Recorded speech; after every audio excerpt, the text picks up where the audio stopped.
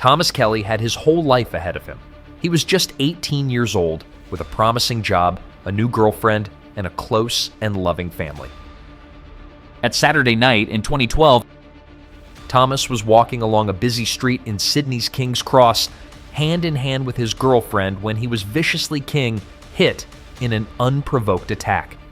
2 days later, his mom and dad made the heartbreaking decision to switch off his life support.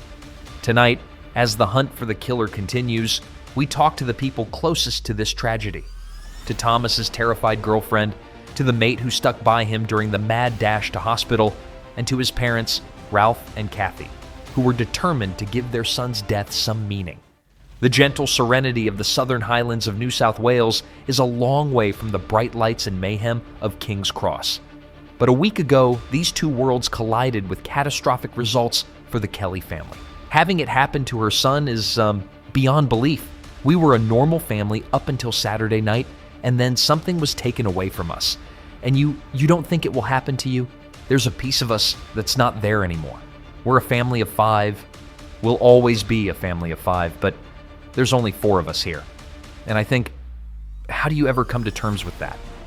18-year-old Thomas Kelly, to his mates, was killed in King's Cross, punched in the head by a complete stranger, leaving his parents, Ralph and Kathy, devastated. I sometimes have a bit of a talk to Thomas and just say, I just can't believe you're not going to come home. It's also left the young women Tom was with that night too scared to show their faces with the attacker still on the loose.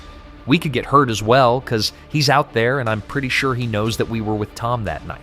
So you fear retribution? Yeah, we don't know. But that's the build we're led to believe. And it's mobilized an entire police force. This coward who struck him didn't have an axe to grind with him. Thomas had done nothing to him. He was just intent. And this is why I say if it wasn't Thomas, it would have been someone else. This coward was intent on hurting someone. Come on. Hi, my name's Joe, my 3 kids. Tom Kelly grew up in a close, loving family, the older brother to Sister Malene and little brother Stuart. He was a cheeky but quiet kid who graduated from the prestigious King's School last year. He is here just there. Look at him. Yes, he's so handsome. He's a handsome boy. I think he was just an average 18-year-old young man who wanted to be just like everybody else. He loved his music. He loves to get out on the rugby field. He loved tennis. He was quite a good tennis player. We've always brought our children up to respect other people and to be humble and to be honest. And I think that Thomas really reflected all of those qualities, and in his life, you're clearly proud of him. Absolutely. More proud, I think, than you can reflect or you can talk about, because he was courageous. He would never give up, and life was really taking off for Tom. He had an accounting cadetship and his first girlfriend. You were Tom's first love. Yeah. What was it about him that was so special? I don't know. He's just his personality, his morals. He was the most down-to-earth kind of person. Like, you couldn't just imagine him doing anything wrong. Music, and like so many other teenagers, they were lured by the bright lights and raw excitement of King's Cross. It was my first night at King's Cross to go clubbing. So obviously I had a level of, being scared. And I remember sending a message to Tom saying, I was a bit scared, about Saturday night. But then Tom was like, I promise that we're going to have a really good time together. So Tom was your protector on Saturday night? When was the last time you spoke to Thomas? I spoke to him on Saturday afternoon, and we only spoke for a minute, and then I just said, well, have a nice time or be careful. And he said, okay, Mom, I'm going by, I love you. And I said, I love you too. And that was the last time I spoke to him, and I think you had a conversation with him too that day. Yeah. I spoke to him about 6 that night, and I said, no, that's fine. Just have a good night and be careful. He said, yeah, I will be careful. And the same thing, I love you. This was meant to be a special night for Tom. His first time in King's Cross, with his first girlfriend celebrating a mate's 18th birthday. The plan was to meet under the Coke sign. But not knowing the area, Tom and the 2 girls were dropped 150 meters off the main drag. How could they have known that such a short walk would be so deadly? The 3 18-year-olds were walking up Victoria Street just after 10 show, a security camera capturing their last moments of innocence. Tom on the phone getting directions from his mate, Andrew Moe. Seconds later, he was attacked. I saw this guy, He's just standing with his back against the wall, and then he woke up and he just walk up to Tom and punch him like that. What do you remember about that actual moment? Him letting go of my hand and him hitting the ground. Tom let go of your hand and fell backwards. Yep. I didn't know what to do, kind of thing. We were all just stunned. It was just so shocking. Did you get a look at the man who did it? Not clearly, no, because it was dark. This lunatic's just come across the two girls, the path.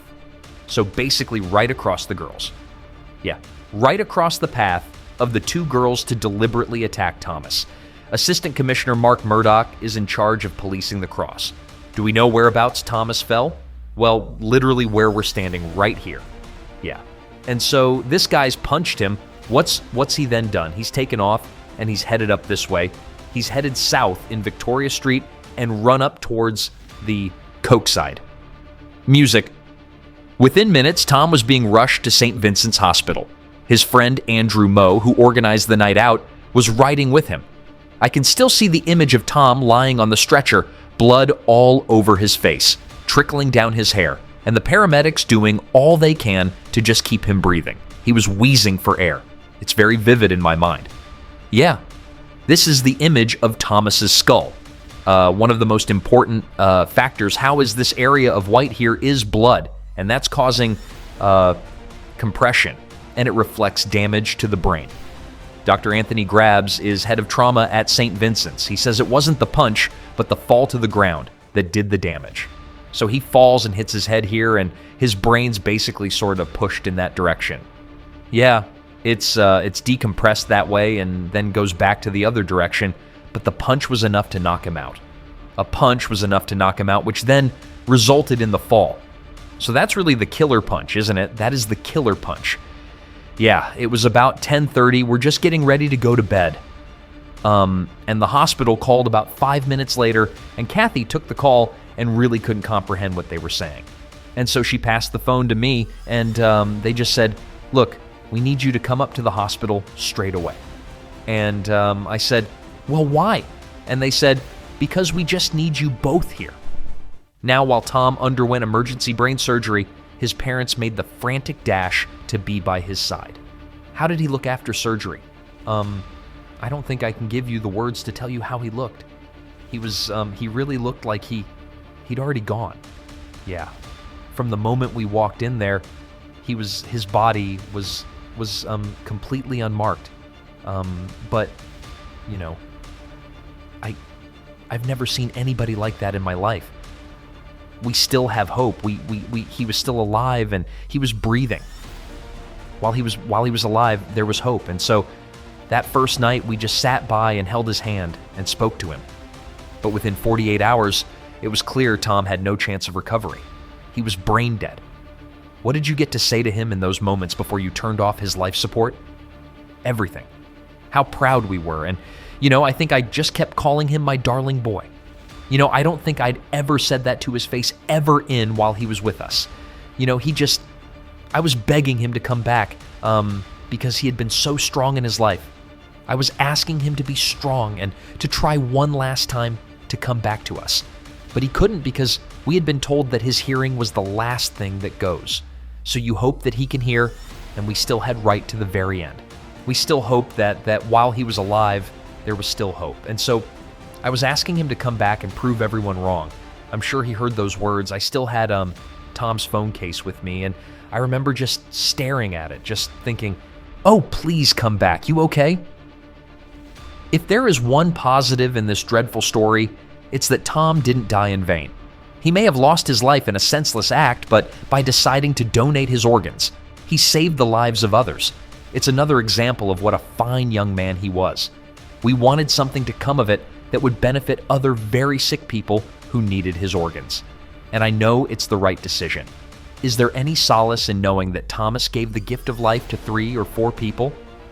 Yes, absolutely, absolutely. And to try and prevent it happening to another family, the Kellys have bravely gone on the front foot, doing whatever they can to help the police catch the killer and stop the violence. The use of a hand is like the use of a gun, and that if you're going to punch someone, it's like shooting someone, and that's the correlation that they need to understand that it's a danger. If you enjoy this video, don't forget like and subscribe for more video like this. Thanks for watching.